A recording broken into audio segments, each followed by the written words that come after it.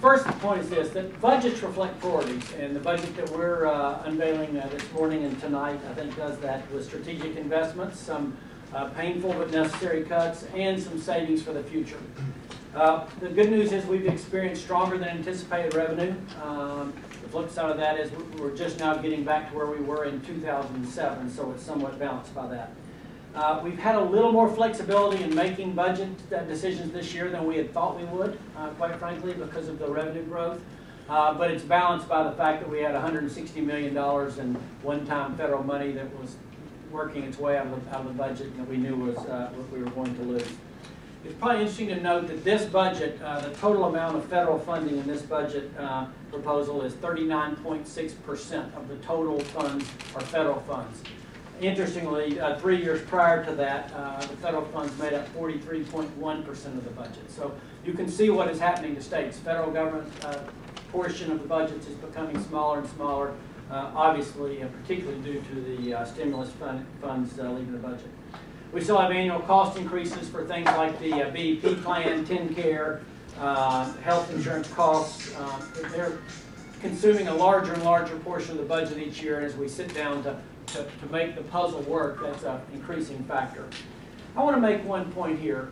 While other states across the country, several of them, have cut K-12 funding over the last several years, Tennessee has not done that. We didn't do that under Governor Bredesen, and we are not doing that. We're continuing to fund the increases in BEP to make that work, and I think that's significant, again, compared to what some other states have done. Funding projects for higher ed capital, I think, are very significant. They've been delayed too long, and we have a serious backlog of needed projects across the state. We also are restoring a number of the core services that were cut. When those cuts were made 2 years ago, a lot of areas were identified, and everybody agreed to the cuts on paper. But in reality, when those play out, I think there are a lot of things, services that we aren't, none of us as Tennesseans want to see go away.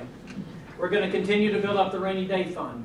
That rainy day fund came in very handy for this state during difficult times, and I think you're going to continue to see us add to that as the responsible thing to do.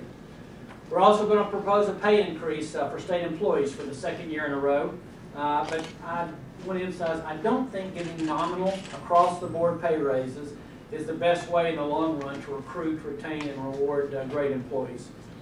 We also included funding for our own initiatives, obviously, raising the exemption on the state tax from $1 million to $1.25 million, lowering the state portion of the sales tax on groceries from 5.5 to 5.3, and then the public safety action plan with prescription drug abuse, tougher sentencing for certain gang-related crimes, tougher sentencing for gun possession for prior violent felony convictions, and mandatory incarceration for repeat domestic violence offenders. What you're going to hear from me tonight is this. State government's role is to provide the very best service we can at the very lowest price for our citizens. My job as governor is to make sure that we're doing that. We're providing those services in a customer-friendly and effective way. Tonight you'll hear me talk about our administration's visions for our state. Aspiring to be more, believing in better, especially when it comes to how state government serves our citizens and taxpayers, the education of our children, and the health of our economy. So I appreciate you all being here. I look forward to seeing you tonight. I'm going to turn it back over to Commissioner Empey to wind his way to the end on this. Thanks.